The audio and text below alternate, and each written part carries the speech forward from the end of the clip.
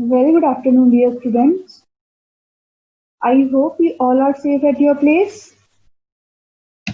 I, Professor Sonal Agrawal, welcome you all on the digital platform of Agrawal Vidya Vihar English Medium College. This is the lecture for the subject Banking, Insurance and Financial Services. As you know that in the last lecture we have completed the life insurance portion of your unit number 3. Okay? Since now we are discussing about insurance. So just to make the changes in the topic that I want to start now with the unit number 1. Yeah? That is the introduction to banking. So now something like we discuss 1 minute about the banking, then again we will switch over to some of the new topics for you. So it will be interesting for you that as you know that while learning insurance, it may be there you fed up of the topic of insurance. So therefore, because of your interest, I want to start with the unit number 1, that is the introduction to banking. The notes of the life insurance portion I will send you soon in the Google Classroom, and it is advisable that as soon as I send you the notes, I provide you the notes. So just start learning that because we are planning about the assignment or quiz for you. This, as you can see on the screen, that these all are the taking points of the unit number 1 that we are going to discuss in this unit. Here, we have already discussed the taking points in the introduction, or you can say in the starting of our lecture, starting of our semester, at the introduction part of the syllabus. Here, so these all are the taking points, or you can say the head points that we are going to discuss in this subject.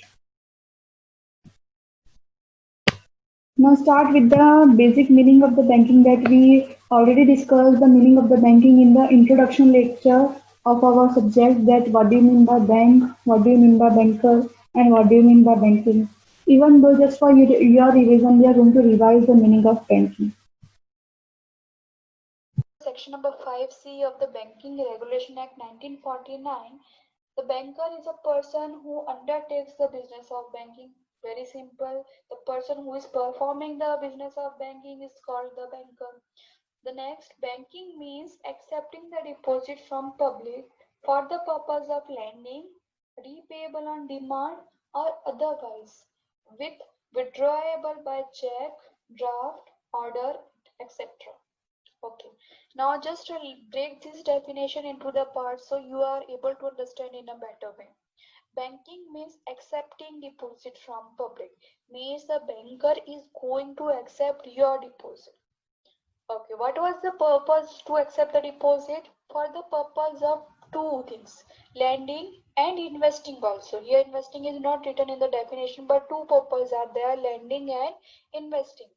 And repayable on demand and otherwise, and you that deposit that you have deposited with the bank will be repayable to you when two conditions are there. On demand, when you ask the banker to pay, suppose a person is having a saving account and current account, then you have to ask to pay to customer to banker that I require some amount of money from my account. And how you can ask? Not orally, you have to ask by using some of the instrument, and that instruments are check, draft, order. And you can nowadays you can use the e-banking facilities also. So the word is used here, otherwise or otherwise. What is it mean by this word? This is for those types of deposit which are not repayable on demand. They are which are repayable after a certain maturity period, like the FD. If you are having an FD account, then that amount will be repayable to you after the maturity period. You cannot ask for money in between, that I will just give me 10,000 rupees, I will deposit that amount in day after tomorrow. This is not so. That amount will be repayable to you after a particular time period only. So the definition is very simple and clear. The banking means accepting the deposit from the public. What is the purpose of accepting? For the purpose of lending and investing, which is repayable on demand and otherwise, with using some of the instruments like check, draft, order, and any other things like e-banking and ATM, credit cards, debit card, and all. Now let us start with the meaning of customer. As I said in the introduction part of syllabus, if I ask you what do you mean by customer, then your answer may be if I am having a bank account with the bank. If I am having an account, any types of account, savings account, current account, recurring FD account, if a person is having an account with the bank, then that person will be called the bank customer of the bank. Yeah, generally students replying this answer. Yes, you are right, but according to the Mr. Sir John Peasant, who is the father of banking, the Sir John Peasant said that just to have an account with the bank is not enough. Then what we have to do to call us as a bank customer of a bank, to just read the definition. This definition is given by the Sir John Peasant. This is the definition of customer. To constitute a customer, there must be some recognizable codes of habit of dealing in the nature of regular banking business. Here again I am focusing on the word regular banking business. If you are having an account and you are not operating that account, then you are not called the customer of a bank. The surgeon that says that if you are having an account, then you have to operate your account time by time. In a certain time interval, you should operate your account. Yeah. If you are not operating your account for a longer time period, then you are not a customer of a bank. In that situation, you will call the undesirable customer of your bank, and the banker wants to close your account, because every year in the end of the financial year, banker has to close your account, the balance is save, in the next opening year the banker has to open your account again. In the full financial year you are not operating your account, again in the end of the account just the balance is same. So just it will increase the work of the banker. You are not operating your account, you are just open the account in the bank, and it is the ideal one. Yeah, so that idle account is not helpful for banking business and for not helpful for the economy development also. So in that situation, you are not the customer of bank.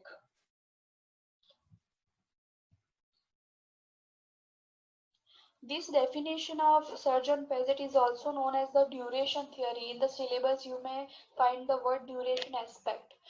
Why the word duration is there? Because in this definition, Mr. Surgeon Peasant focus on the time interval, that you have to operate your account time by time. If you are not operating for a longer time period, then you are not a customer. So here main thing is what?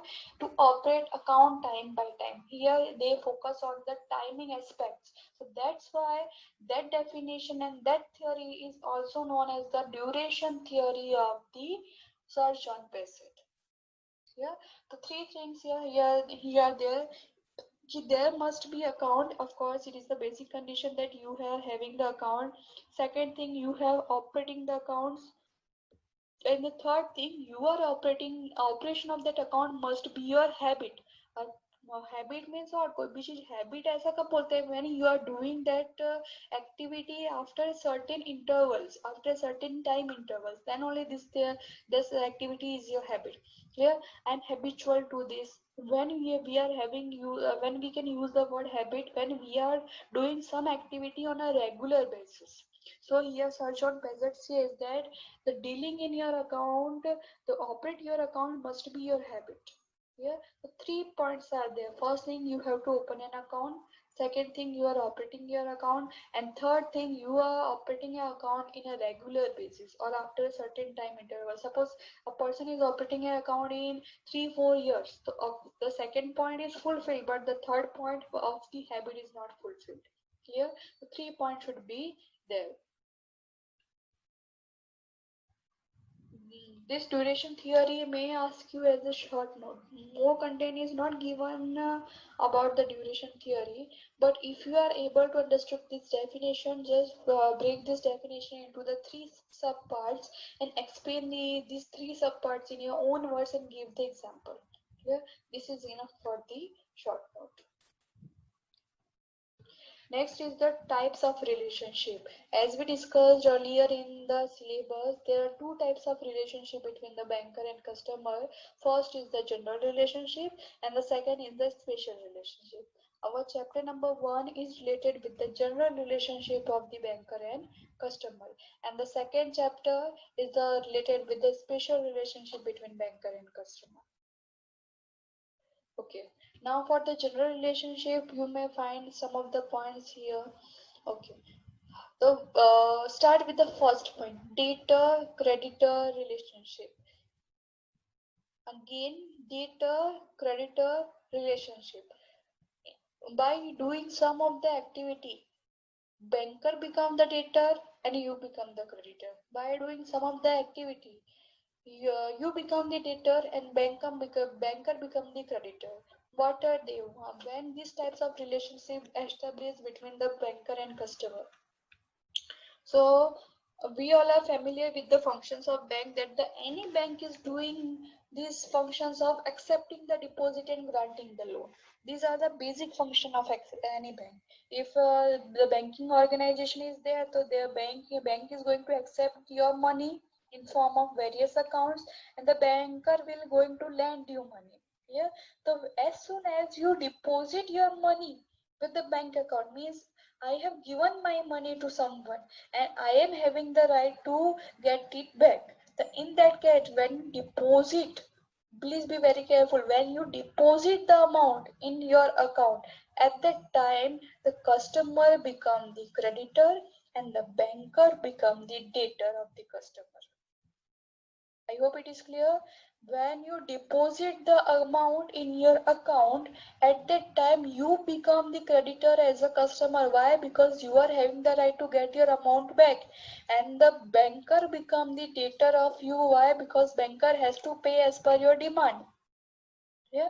Now, as suppose you have taken a loan, at the time of lending the amount to the customer, the banker become the creditor. Why? Because at that time, if loan given to you as a customer, then the banker is having the right to recover the loan amount with interest. Yeah. The person who is having the right to recover the amount is called the creditor. Yes. So here when the banks lend you the money, at that time banker is the creditor and the customer is a debtor of bank. I hope it is clear. Debtor creditor relationship. Here you have to explain the two aspects. First is about the accepting the deposit. Second is about the lending of money. When you deposit the amount, you become the creditor. When you take the loan from the bank, you become the debtor. Clear? Hope it is clear. Don't be confusing debtor and creditor. Sometimes the 2 marks question asked in the examination ki explain the condition when bank become the debtor, explain the condition when bank become the creditor. So if the concept is not clear na, तो students generally गलत answer लिख के आ जाते हो या तो opposite लिख के आ जाते situation. Clear? So the concept should be clear कि when you are debtor as a customer and when you are debtor creditor as a customer. If the question is clear, if the concept is clear, so you are no need to learn this topic also. No need to memorize this topic. This is the very practical chapter, and if you are familiar with this word, so you can write by your own also. Just to understand the concept is important. I hope it is clear. Okay. The remaining 5 points we are going to discuss later on. Just let me explain the first point in a better way, because this point may be asked you as a short note also. Okay. With the relation with the first point, there is a difference between the banker customer relationship and the common debtor creditor relationship. Sometimes as we are using the word debtor and creditor, and this word is also used in business purpose. In the business also balance sheet we have to write asset side debtors and the liability side creditors. So what are the difference between that debtor and creditor, and here customer and banker as a debtor and creditor? There are some of the difference. Both are not the same. Here some of the rules are different between these two. Whether what are they? The first thing is banker is called called a dignified debtor. Banker is a reputed debtor, you can say. Clear? Here to when banker become the debtor, first thing when you deposit your money. whenever you are depositing the money, there is a no need to check about the liquidity of a bank. आपने कभी ऐसा किया कि savings account खोलने से पहले भाई bank को बताओ आपका बैलेंस कितना है, कितने कस्टमर है, कितने अकाउंट है, what is your how many owners are you having, what is your paid up capital, ऐसा कभी किया? What is your investment plan, just give me the details of profit. Yeah, no, because you are having the trust on banker. Yeah, there is a deposit insurance scheme also started by the RBI to protect the interest of depositors. So when you are depositing your money and the banker becomes the debtor, that banker is a reputed debtor. No need to check the details of bank. Yeah, but generally whenever we are lending the money to some persons, generally we are going to check the financial worthiness of the person, whether the person is able to give back our amount or not. We have to check, and we have to check the financial records, balance sheet, and the income statement of that person. But generally when we are depositing our money with the banker, we are not going to check these all things. Clear? So I hope it is clear that banker is called a dignified debtor, a reputed debtor and borrower. The second point, customer is not the secured creditor of the bank. Clear? As generally whenever we are lending our amount to some party, किसी को चाहिए 10 lakh rupees, the person asked me or my friend asked me for 10 lakh rupees, तो सबसे पहले I will ask what will be you give, what will be the asset you will give as security. Clear? तो मुझे 10 लाख रुपए वापस कर देगा, what is the security of it? But generally when we are depositing the same amount in our saving account or FD account, आपने 10 lakh rupees का FD लिया और saving account open करा है, will you ask for a security? Of course not. So here when you are depositing your money in your account, you as a customer become the creditor, but you are not the secured creditor. Why? Because not the security, not any asset will be given by bank to you as a security. No security is given by bank to you. So you are a creditor, but you are not the secured creditor. Suppose I am having I deposited the rupees 10 lakh rupees in my saving account. So in exchange of that, banker is not going to give me any security of that 10 lakh rupees. The third point is that bank customers balance at bank is not repayable. अब अभी तो हमने definition में देखा that the just focus on the fifth line of the definition, repayable on demand. Clear? Just keep in mind this word, repayable on demand. Here the sentence is written, customers balance at bank is not repayable. Generally, if we whenever we lend money to some persons, the time period is already fixed to give it back. Clear? किसी friend को पैसे दिए 5 लाख रुपए, तो बोल दिया भाई 2 महीने बाद वापस कर देना. The time period is predetermined, and after the 2 months, whether you ask for money or not, the debtor is having the responsibility to give your money back. Suppose मैं पैसे देके भूल गई, 2 महीने बाद the customer is having the responsibility, my debtor is having the responsibility to give the amount back to me. Clear? I can claim afterwards also. वो ऐसा नहीं बोल सकता भाई आपने तो मांगे ही नहीं तो मैं क्यों दूँ? No, the debtor is having the responsibility to give the money back. But in case of banker, when banker is our debtor, when we deposit our amount in the bank account, banker become the debtor. Then banker will give the amount back to us only and only when we demand. If we don't demand, the banker will not give any amount to us. So it is called the not repayable. Am I clear? If I am having 10 lakh rupees in my savings account, so I have to ask for withdrawal by using different instruments like check and drafts and extra. Yeah, if I am not asking for withdrawal, the banker is not going to come at my home to pay my amount. Are you able to understand? This is very practical topic. Next is the banker should pay the deposit money on demand by the customer. It is compulsory that first thing the money should be demanded. If it is not demanded, then banker is not going to give. Second thing, the demand must be by customer only. If my suppose I am having an account with my name and my father is going to ask for a withdrawal, by using his sign. So the person is not able to withdraw the amount because I am the owner of the account, and the second party, whether it is a blood relationship, even though the person is not able to withdraw the amount. So first thing, the demand should be there, and second thing, the demand should be by customer only. But in case of general creditor and debtor relationship, suppose I have given rupees 5 lakh to my friends. Clear? After that time given to him to repay, I may ask that just pay 5 lakh rupees to some person. I am sending him to collect the amount. So I can, so in behalf of me, some other person also having the right to collect the amount. Clear? My family members is also having the right to collect the amount in case of general debtor and creditor relationship. But in case of banker, only I as a customer can ask for money. Next, the deposit should be paid at an appropriate place. Clear? Okay.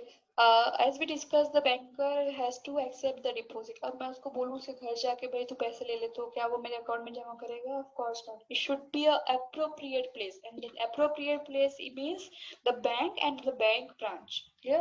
अगर रास्ते में कोई banker person मिल गया, हमें पता है that person is working in the SBI bank, तो हम उसे वहाँ पे check दे दे भाई तू कल जब बैंक गए तो डाल देना. Is it so? No. At that time the banker is not having any responsibility to accept my check, whether the person is the employee of the bank or not. Yeah, it is a different thing. If the employee is our friend, so we are giving the check to our friends. जब कल जाए तो डाल देना. It is a different matter. But this is not the responsibility of that person to accept. The person may deny also. Yeah, so the deposit should be paid at an appropriate place only. Yeah, if the debtor is customer, bank. If the debtor is bank, then the deposit should be paid at a appropriate place. But in case of general debtor and creditor relationship, we can give the amount to someone at our place. Clear? जहाँ पे भी मुझे मन करे, I can ask him to come to pay the amount. The demand should be made by the customer on working days and during the working hours only. As we discussed earlier that we have to ask for money from our account. जब तक हम अपने account में से नहीं मांगेंगे, the banker is not going to give us the money. But that demand should be in working days and working hours only. Yeah, in case of physical instrument, e-banking is a different thing. In case of physical instruments of the withdrawal of money, we can use that instrument. We can ask for demand of money from our account in working days and in working hours only from banker as a debtor or creditor.